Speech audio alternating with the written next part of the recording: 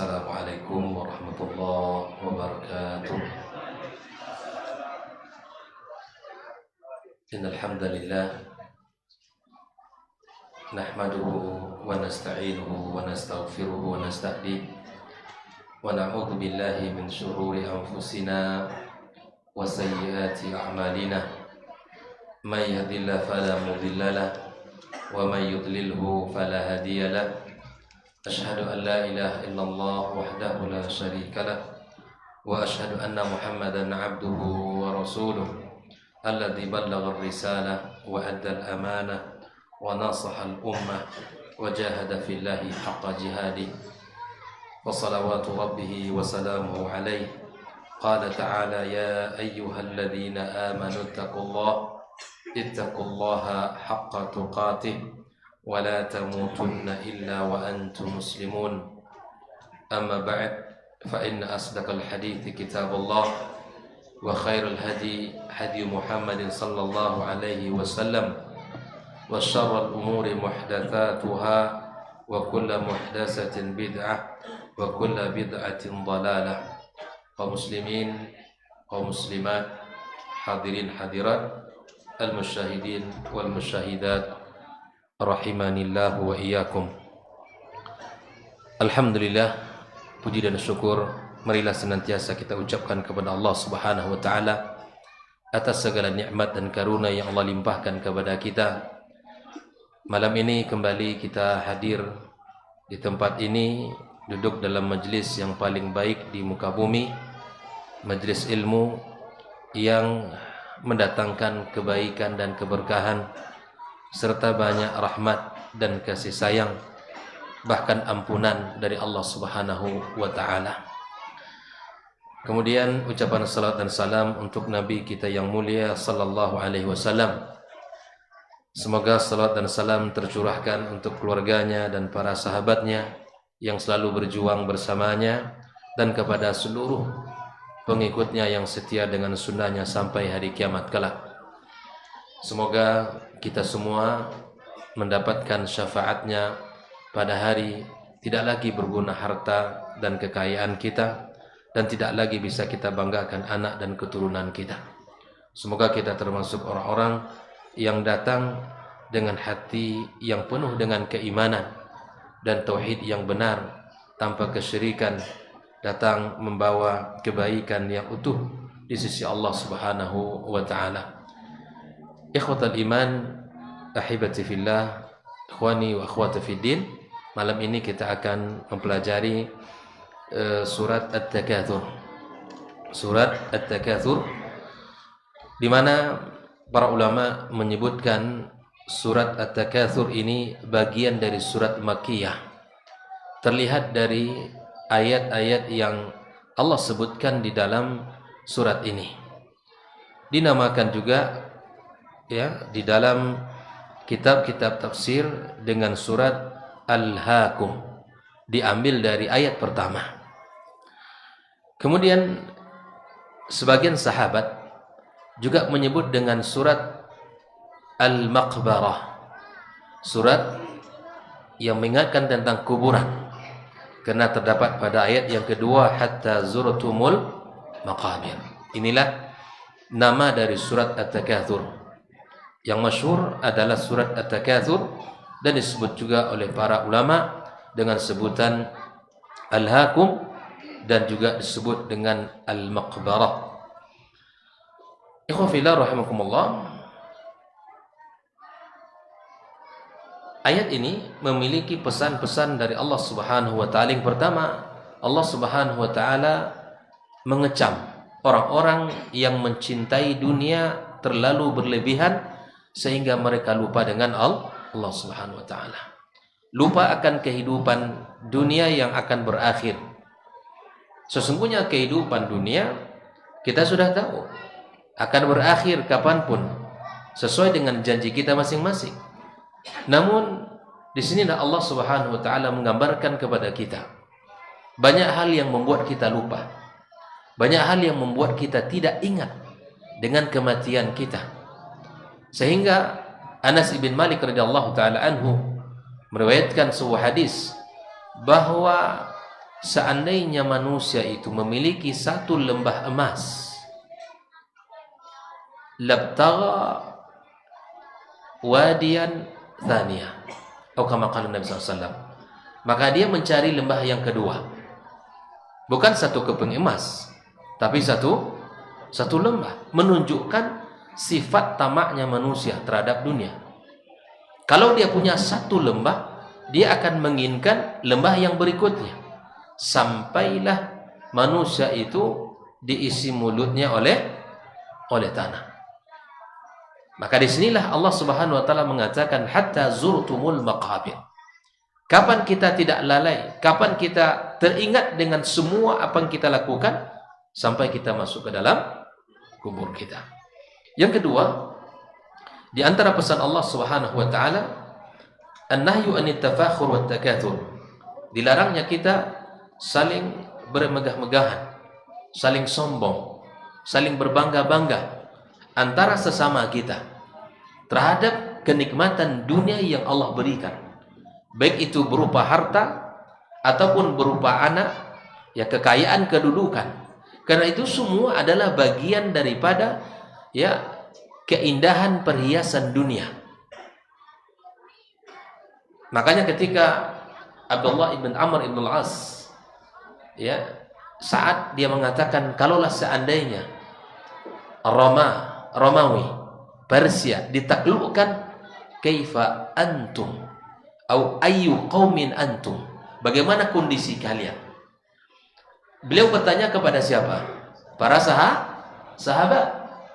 Kalau seandainya Romawi, Persia ditaklukkan oleh kaum muslimin, fa ayyu qaumin antum, bagaimana kondisi kalian kira-kira?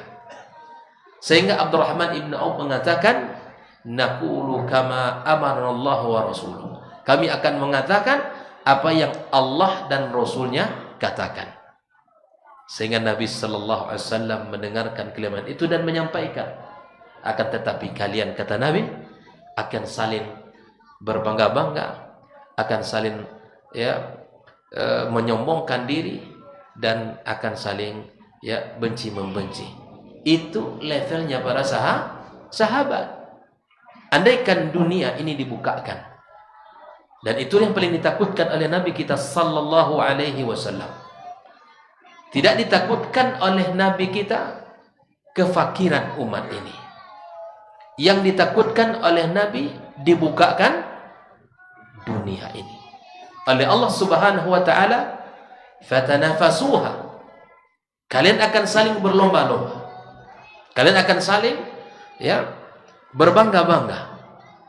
Seperti mana dulu para umat-umat yang dahulu sampai mereka dibinasakan oleh Allah Subhanahu wa taala.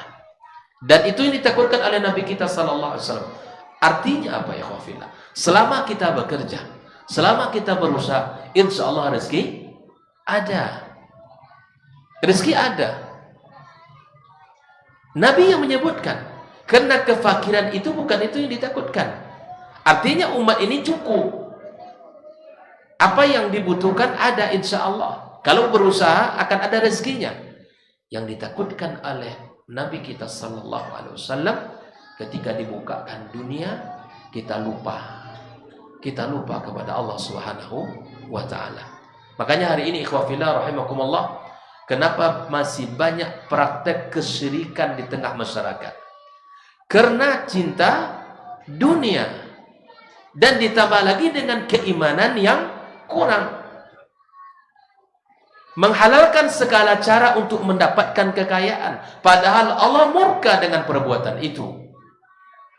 Malam ini kita akan pelajari bagaimana Allah menasihati kita agar kita bisa di dalam apa yang kita kerjakan tidak menjadikan kita orang-orang yang saling berbangga-bangga, saling sombong di antara kita. Pesan yang berikutnya ikhwafillah rahimakumullah, al-haddu ala tazawudi bil amal salih, yaitu pesan untuk kita saling untuk beramal, untuk berbekal amal saleh kita. Ada perintah dari Allah untuk kita berbekal dengan amal saleh kita. Kemudian yang keempat, pesannya adalah wa ta'kid ala anna yaumil qiyamati haqq. Menunjukkan bahwa hari kiamat itu pasti. Karena Allah akan katakan itu dalam ayat ini. Wa ala anna al-hisaba haqqun. Hisab, perhitungan itu adalah benar. Wa ala anna al-jazaa'a haqqun, dan begitupun balasan adalah sebuah kepastian di hari kiamat kelak. Ikhwafillah, mari kita lihat ayat pertama. Allah Subhanahu wa taala berfirman, alhaakumut takatsur. Alhaakum dari kata lahu. Setiap kata lahu yang disebutkan di dalam Al-Qur'anul Karim mengandung makna yang negatif. Alhaakum, karena dia akan selalu melalaikan. Dan bahkan Allah Subhanahu wa taala mengingatkan kita bahwa la tulhikum amwalukum wala auladukum an dzikrillah. Jangan kalian sampai lalai. Oleh apa? Oleh harta kalian, oleh anak keturunan kalian, dari zikir kepada Allah Subhanahu wa taala. Allah sudah ingatkan. Allahu adalah sesuatu yang bisa memalingkan kita dari Allah Subhanahu wa taala, dari mengingat akan kematian, mengingat akan hari berbangkit, dan seterusnya. Karena itu semua akan melalaikan kita dari hal-hal yang sangat kita butuhkan dalam hidup ini. Kemudian Allah katakan at-takatsur. At-takatsur di sini at-tabari wa tabahi bil kathra fi syai'in marghubin fihi kal mali wal jah. Allah katakan alhaakumut takatsur, bermegah-megahan telah melalaikan kalian. At-takatsur at-tabahi, bermegah-megahan. Kita kata-kata at-takatsur juga konotasinya negatif. Bermegah-megah itu konotasinya negatif. Di dalam Al-Quran juga ada kata at-tasabuq wat tanafus. Fastabiqul khairat, berlomba-lombalah kalian dalam kebaikan. Itu konotasinya positif. Tapi at-takatsur di sini sebuah makna yang menunjukkan kita melakukan sesuatu, kita punya keinginan yang sangat kuat, tapi kemudian kita pada akhirnya menjadi orang yang sombong. Itulah alhaakumut takatsur. Bermegah-megahan telah melalaikan kalian.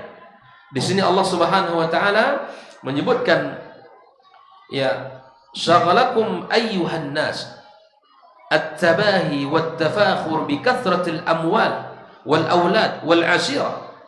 Wahai manusia, ya, kalian telah disibukkan oleh apa? Oleh harta kalian, oleh anak kalian, oleh keluarga dan keturunan kalian. Ya, sebagaimana kalian telah dilalaikan oleh hubbud dunia, kecintaan terhadap dunia, anil qiyam bima kalafnakum bihi, terhadap perintah-perintah yang telah kami wajibkan kepada kalian. Ikhwafillah, mencari rezeki itu adalah sebuah kemuliaan. Bahkan tugas dari Allah untuk kita. Bahkan bekerja adalah mencari nafkah, adalah jihad di jalan Allah Subhanahu wa taala.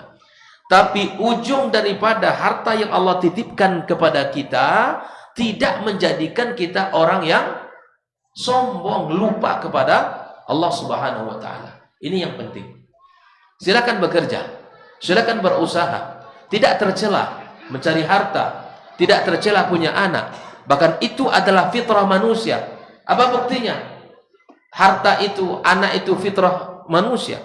Allah katakan zuyyina lin-nasi hubbus syahwati minan nisa'i wal banin wal qanatiril muqantara, dan seterusnya.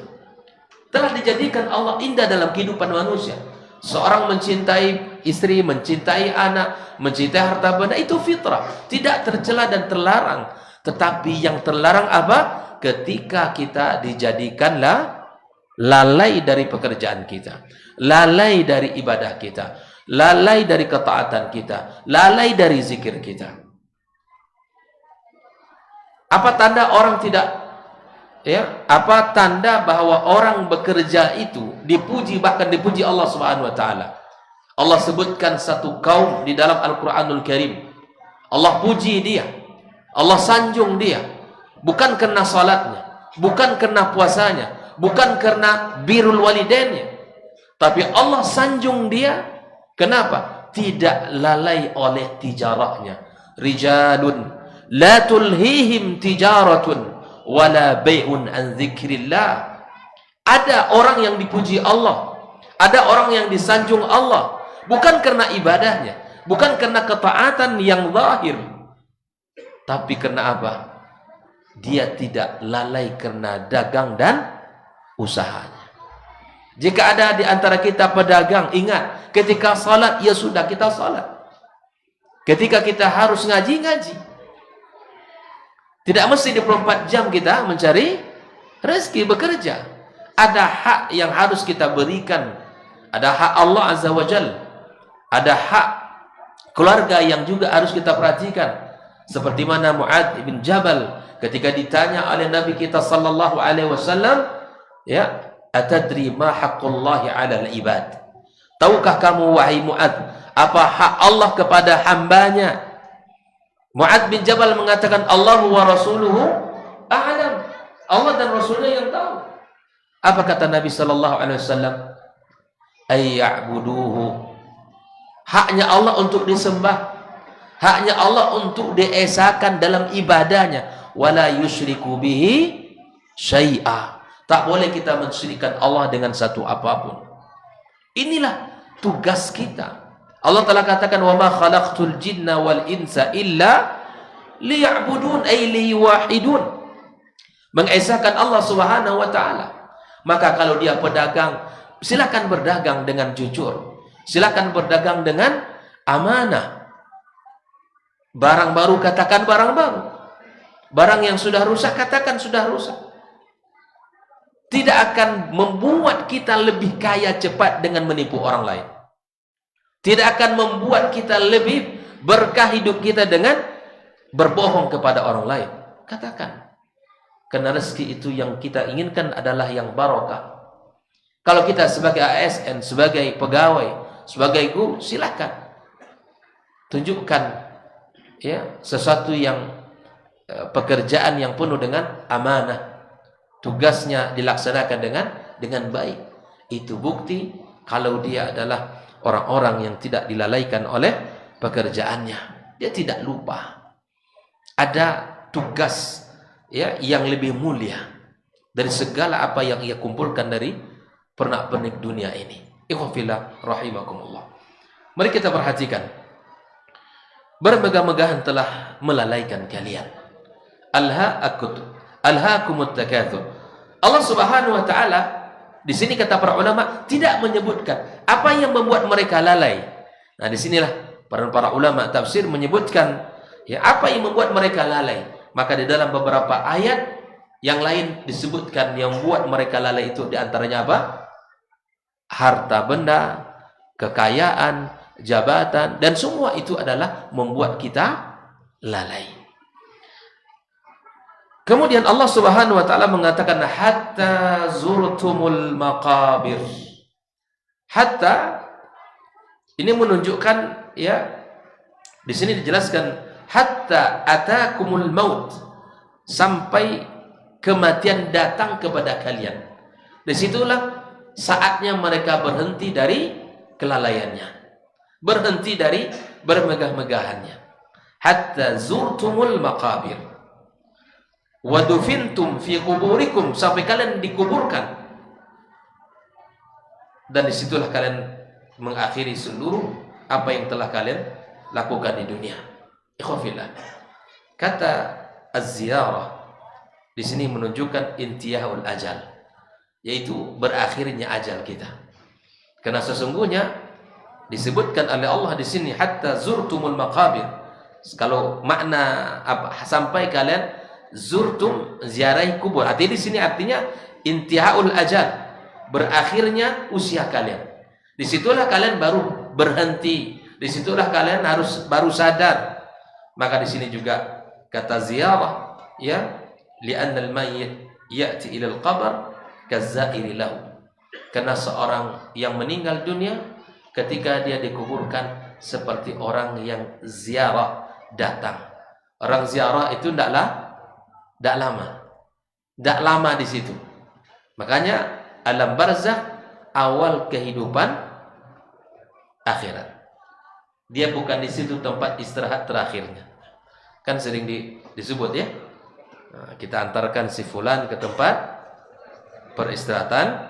Nah, ini salah. Karena kubur itu bukan tempat istirahat terakhir, tapi awal kehidupan akhirat. Tempat istirahat terakhir kita di mana? Surga Allah Subhanahu wa taala. Itulah tempat yang hakiki itu. Tempat yang abadi. Lalu bagaimana di alam barzakh ikhwafillah? Di alam barzakh berlaku sudah al-jaza. Berlaku sudah balasan. Banyak hadis yang menyebutkan tentang orang-orang yang saleh diberikan kuburannya luas seluas mata memandang. Diberikan permadani dari surga. Dan dia merasakan nikmat yang luar biasa. Bahkan di saat seorang muslim mendapatkan hal seperti itu, dia minta kepada Rabb-nya untuk dijadikan, ditegakkan hari kiamat. Subhanallah. Jadi permintaannya disegerakan hari kiamat. Itu awal kehidupan. Bisa jadi kehidupan di alam barzakh melebihi kehidupan kita di dunia. Di dunia 60 tahun, 70 tahun, tapi di alam barzakh bisa jadi lebih dari itu. Sampai kapan kita di alam barzakh? Sampai hari kiamat. Sampai hari kiamat terjadi, disitulah tempat kita. Dan akhirnya semua dibagikan Allah Subhanahu wa taala menuju kepada mahsyar, sebuah tempat yang luas datar yang tidak pernah dihuni oleh orang sebelumnya, tidak ada tanda-tanda bangunan yang pernah ada di situ. Maka Allah kumpulkan dari Adam sampai manusia paling terakhir. Lamanya bukan main.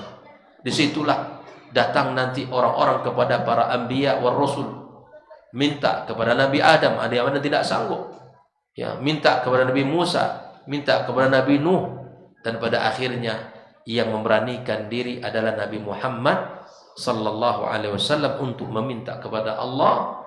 Dan kemudian Nabi Muhammad diperintahkan, ya Muhammad, sal tu'ta wasfa' tusaffa, minta apa yang kau meminta pasti diberi. Perhatikan ikhwafillah, yang diminta oleh Nabi kita sallallahu alaihi wasallam, pertama permintaannya apa? Agar diselamatkan umatnya. Bayangkan. Mari kita buktikan ya kecintaan kita kepada baginda kita alaihi salatu wassalam dengan menjalankan sunnah-sunnahnya. Hatta zurtumul maqabir, maka kubur itu adalah ya'ti ilal qabri kazzairi lahu, orang yang meninggal dunia dikuburkan seperti orang yang datang ziarah. Thumma ba'da dzalika yakhruju minhu yaumal ba'ats, kemudian keluar dari kuburan sampai nanti saat dibangkitkan Allah Subhanahu wa taala lil hisabi wal jazaa, untuk dihisab seluruh amal dan untuk diberikan balasan. Fa wujuduhu fil qabr innama huwa wujudun muaqqat, keberadaannya di kubur itu hanya sementara saja. Biwaqtin ya'lamuhu Allah tabaraka wa ta'ala, waktu yang hanya diketahui oleh Allah saja. Ikhwah fillah rahimakumullah. Maka alhaakumut takatsur hatta zurtumul maqabir. Ada sebuah hadis dari Rasulullah sallallahu alaihi wasallam di mana Nabi menggambarkan penyesalan manusia di hari kiamat tentang harta yang pernah ada, yang pernah ia kumpulkan.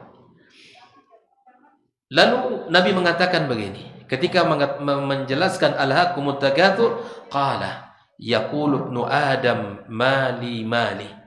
Ternyata manusia ini di hari kiamat akan mengatakan, mali mali, hartaku hartaku, hartaku hartaku. Wa hallaka min malika ya ibn Adam, kamu tidaklah punya dari hartamu wa ana Adam illa ma akalta fa afnait, yang kau makan sudah menjadi kotoran. Aw labista fa ablait, yang kamu pakai maka semua itu akan lusuh. Aw tasaddaqta fa amdait, dan yang engkau infakkan, yang engkau sedekahkan itulah yang akan berlaku, yaitu akan kekal untuk dirimu.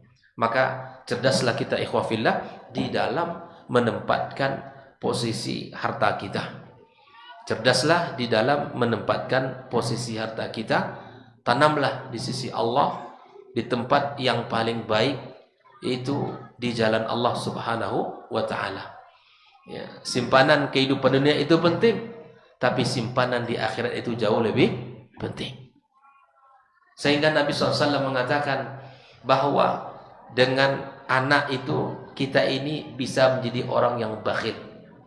Gara-gara anak itu bisa menjadi orang yang bakhil, tidak mau mengeluarkan harta kita. Mungkin kita buat perencanaan untuk masa depannya, untuk kuliahnya, untuk kehidupannya. Ya, dan Nabi telah menyebutkan itu.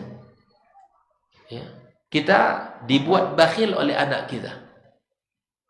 Nah, oleh ikhwafillah, cerdaslah kita dan pahamilah seharusnya bagaimana kita dengan harta kita. Apa yang kita keluarkan, apa yang kita infakkan, itulah harta kita yang sesungguhnya. Itulah milik kita. Yang kita pakai sudah. Ini lusuh. Baju lebaran tahun kemarin tak kita pakai lagi lebaran tahun ini. Dan seterusnya. Tidak ada lagi karena sudah lusuh. Dan kita akan perlu begitu seterusnya. Maka ikhwafillah, cukupkan bahwa harta-harta yang kita miliki, jadikan dia di jalan Allah Subhanahu wa ta'ala. Lalu kemudian ikhwafillah rahimakumullah, Allah katakan kalla saufa ta'lamun. Ini Allah kemudian mengulangnya, thumma kalla saufa ta'lamun. Ya. Ini kalau dalam bahasa Arab disebut dengan az-zajar. Ya. Dan ini sebuah peringatan, kalimat yang menegur, ya. Sekali-kali janganlah seperti itu, kelak kamu akan tahu. Sebagian ulama mengatakan itu orang kafir. Kemudian Allah mengulangnya, thumma kalla saufa ta'lamun. Ya. Sekali-kali janganlah begitu, karena engkau akan mengetahuinya. Subhanallah. Ini peringatan dari Allah. Kita akan mengetahui apa yang telah kita kerjakan, yang telah kita lakukan. Nah, di sini ikhwafillah, kalla yang kedua adalah ta'kid. Sebuah penguatan, semua penguatan dari peringatan agar kita tidak tidak bermegah-megahan lalu kemudian kita lalai. Allah ingatkan kita, Allah berikan kepada kita, ya, pelajaran agar kita tidak seperti itu. Kemudian Allah katakan kalla law ta'lamuna ilmal yaqin. Di sini kemudian juga Allah mengulang, ya, kalla law ta'lamuna ilmal yaqin. Kemudian apa? La tarawudnal jahim, ya, thumma la tarawudnaha 'ainal yaqin, thumma la tus'alunna yawma idzin 'anil na'im. Apa makna ikhwafillah? Maknanya di sini bahwa ketika seseorang, ya, kalau mengetahui apa akibat daripada kelalaiannya kepada Allah Azza wa Jalla, maka dia tidak akan melakukan itu. Maka Allah katakan, kalian akan melihat, ya, kalian akan tahu dengan ilmu yakin, dan kalian akan melihat neraka jahim. Kemudian kalian akan melihat dengan ainul yakin. Kemudian kalian akan ditanya Allah hari itu dengan segala bentuk nikmat-nikmat di dunia ini. Ikhwafillah, sedikit saya akan tekankan pada ayat yang terakhir. Ayat terakhir, ikhwafillah, ini penjelasan yang panjang. Thumma la tus'alunna yawma idzin 'anil na'im. Kemudian kamu akan ditanya hari ini, hari itu, tentang nikmat-nikmat. Para ulama menyebutkan, ikhwafillah, apa saja akan ditanya Allah Subhanahu wa taala. Nikmat apa saja yang akan ditanyakan Allah pada hari kiamat kelak. Ibnu Abbas mengatakan, di antara nikmat yang ditanyakan oleh Allah adalah nikmat penglihatan, nikmat pendengaran. Itu akan ditanyakan Allah. Para ulama lain mengatakan di antara nikmat yang ditanyakan oleh Allah adalah nikmat kenyang. Setelah kita makan, kita kenyang. Kenyang itu akan dimintai pertanggungjawaban oleh ma'ul barid. Di antaranya adalah air yang segar yang Allah hadirkan kita, Allah berikan kepada kita. Nikmat air segar itu Allah tanyakan. Bahkan para ulama mengatakan sehatul abdan, nikmat sehat, nikmat kita bisa bergerak, nikmat kita bisa duduk dalam majelis ini. Seluruh nikmat, bahkan Qatadah Mujahid mengatakan kullu nikmatin taladzta biha fi dunya.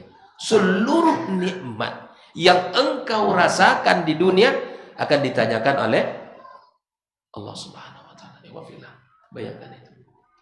Nikmatun naum, nikmat tidur. Bahkan ada ulama mengatakan al-asya wal ghada, nikmat makan siang, nikmat makan malam.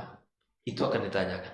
Berbagai macam penafsiran oleh para ulama. Intinya bahwa seluruh nikmat yang Allah berikan, maka wajib untuk kita jadikan dalam ketaatan kepada Allah Subhanahu wa taala.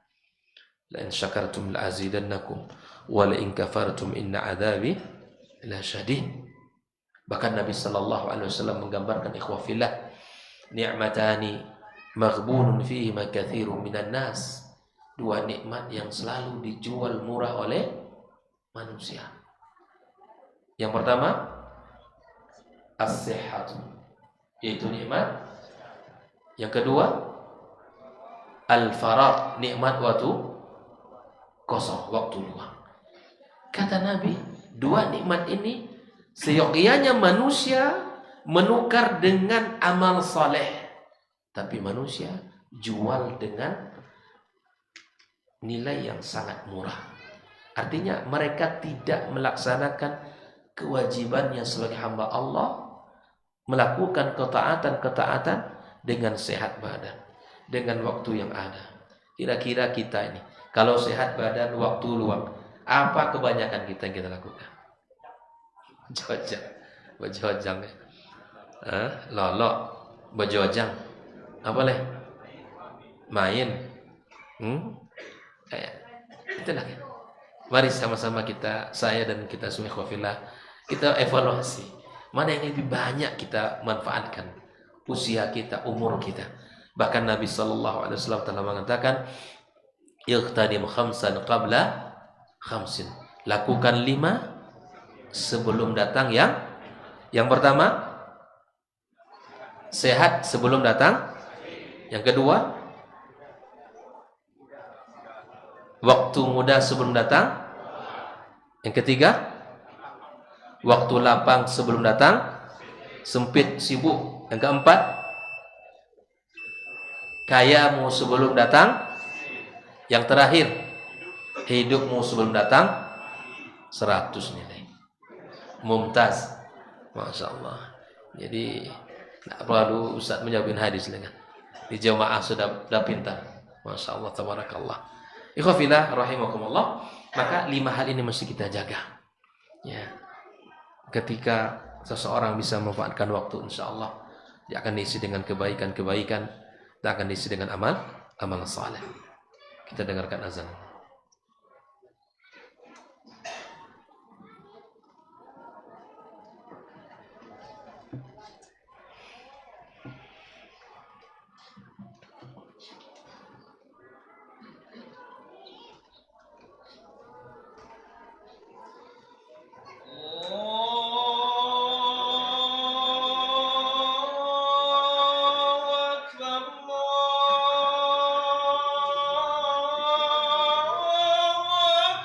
Allahu Akbar.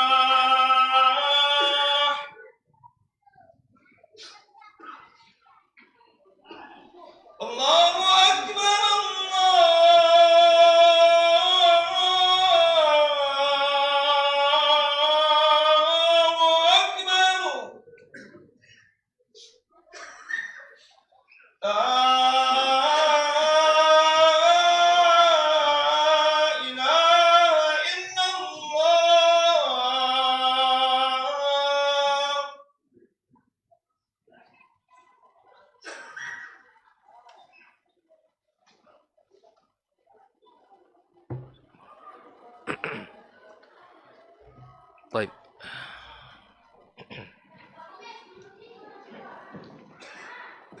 Bismillahirrahmanirrahim. Kita lanjutkan bahwa Allah Subhanahu wa taala memberikan penekanan kepada kita di akhir ayat ini bahwa seluruh kenikmatan akan ditanyakan Allah kepada kita.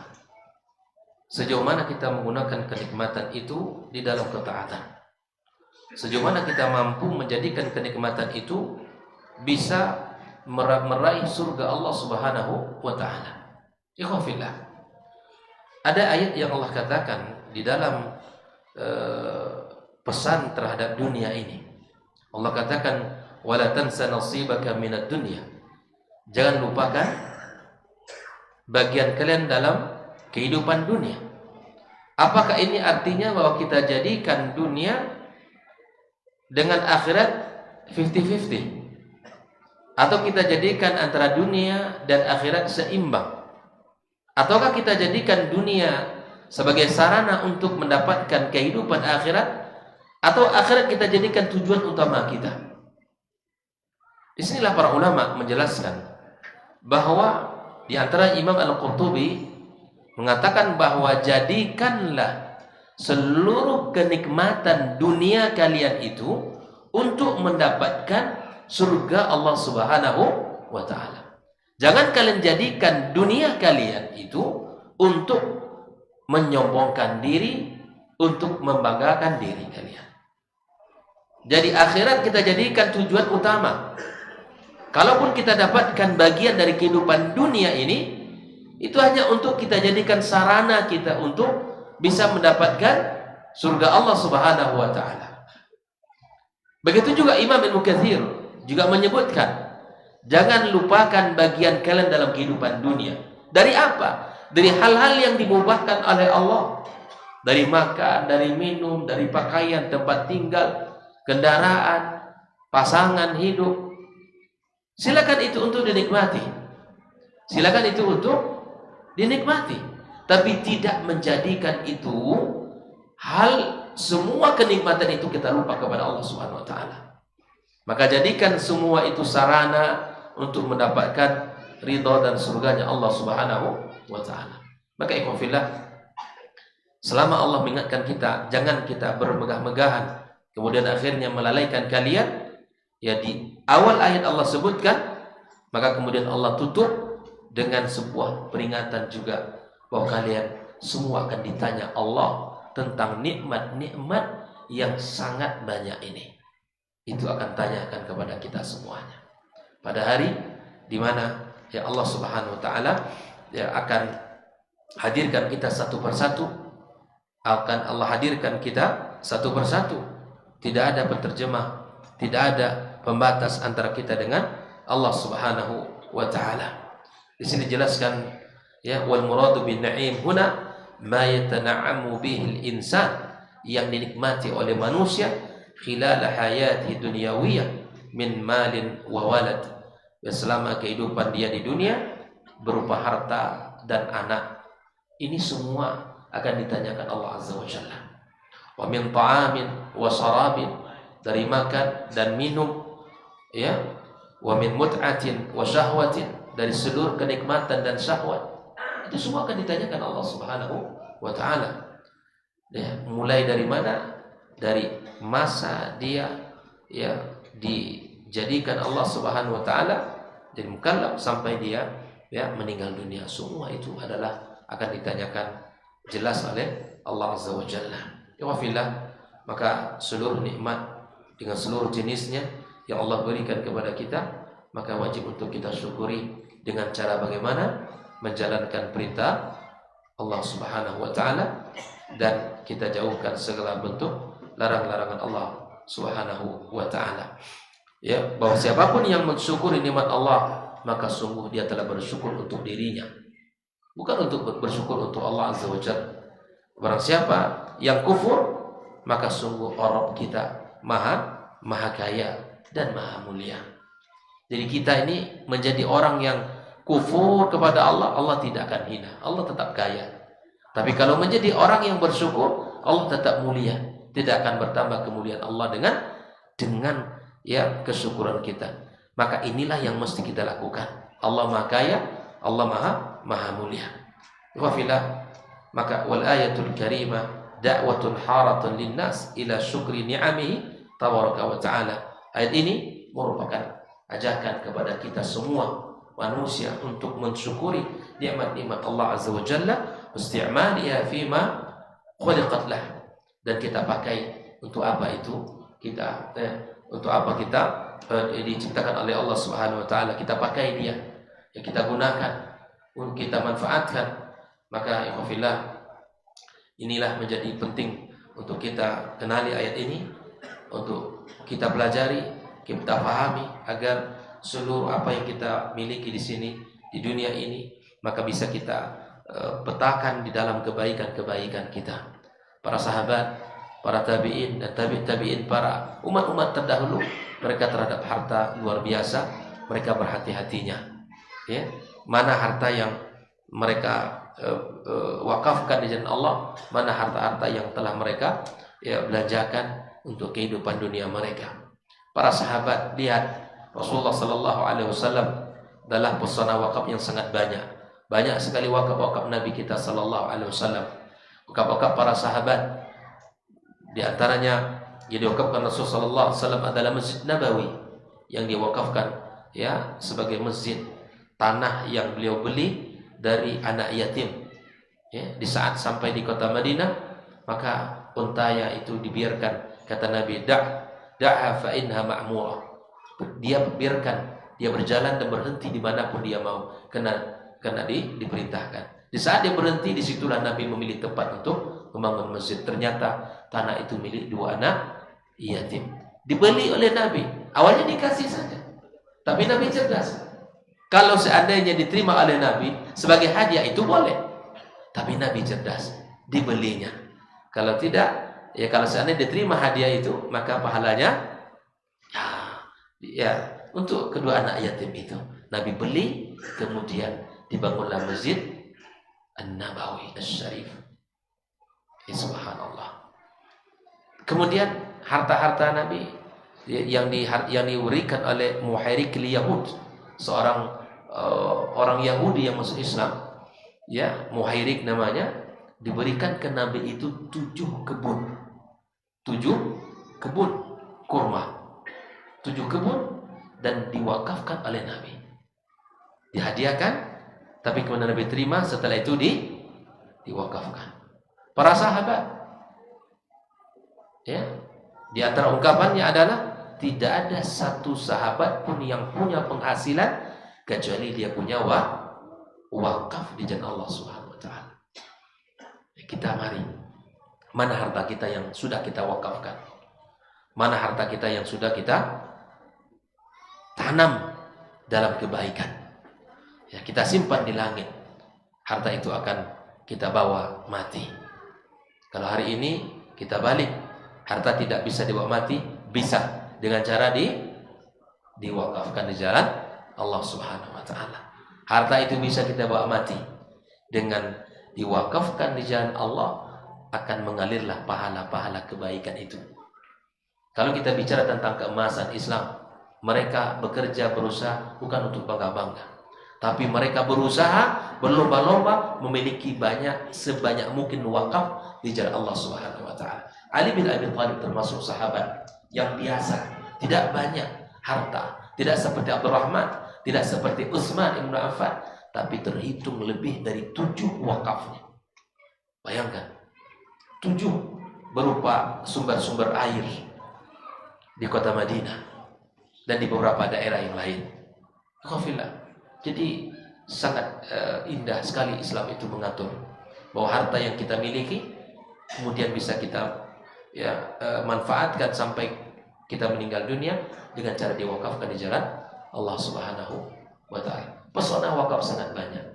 Bahkan dulu ikhwafillah, kalau kita lihat wakaf bukan hanya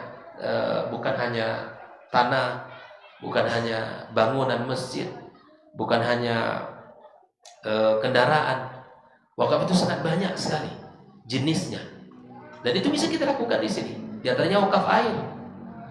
Ini kalau di sini buat wakaf air juga bagus. Ini masih jalan ini.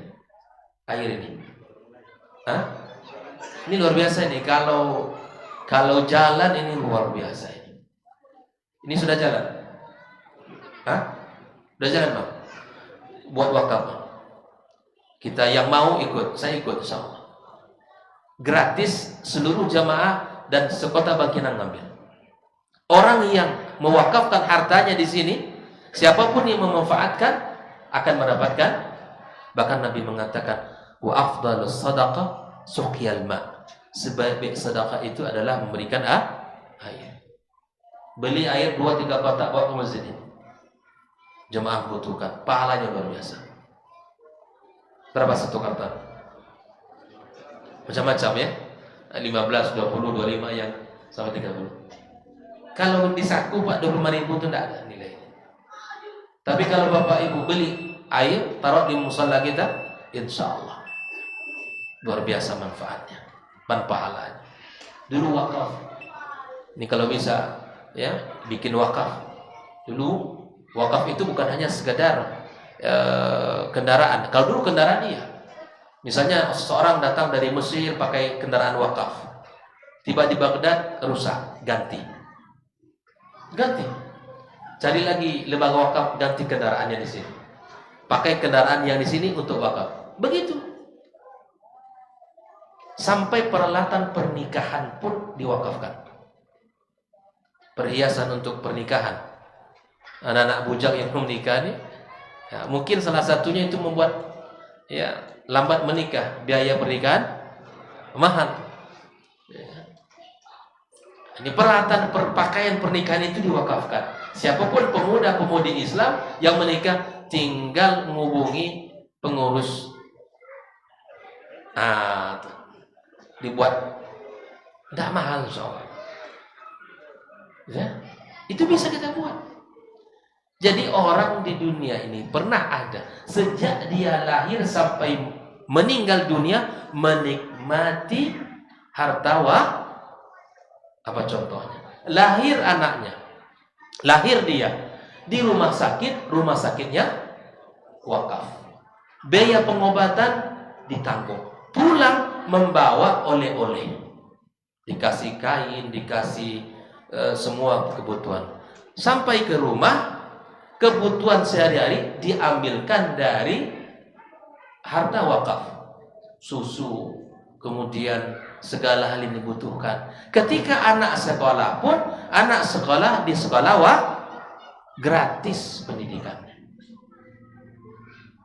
Ketika dia sudah bujang menikah, kemudian menikah pun menggunakan peralatan.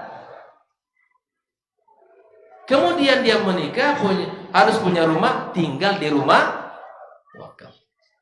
Sampai tua mati dikuburkan di pekuburan. Itu tandanya. Kalau kita praktekkan syariat Islam ini luar biasa. Tidak ada orang yang pusing-pusing. Tapi memang kita bersatu, ngaji dulu. Karena harta ini sulit keluarnya, Pak. Kalau nggak tahu ilmunya, sulit keluarnya. Jadi kalau kita sudah tahu ilmunya, insya Allah deras keluarnya, kencang. Tandanya apa? Ini cepat dibebaskan, tidak lama. Masih ada utang, Pak? Itu pasti masalahnya. Tugas kita lagi. Insya Allah ya. Tinggal pengurus sebutkan saja. Kita kerjakan sama-sama.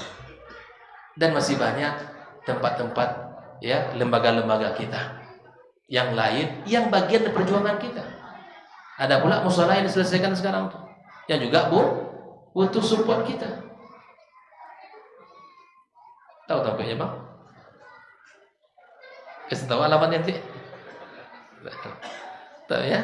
Ya, bantu dimanapun. Semuanya adalah bagian perjuangan kita yang harus kita. Nah, harta yang kita miliki jangan membuat kita sombong, tapi jadilah kita orang yang tunduk dan patuh kepadanya. Dengan harta itu kita meraih pahala di sisi Allah Subhanahu wa taala. Demikian, wassallallahu ala nabiyyina Muhammadin wa ala alihi washabihi ajmain. Subhanakallahumma bihamdika asyhadu an la ilaha illa anta astaghfiruka wa atubu ilaik. Wassalamualaikum warahmatullahi wabarakatuh.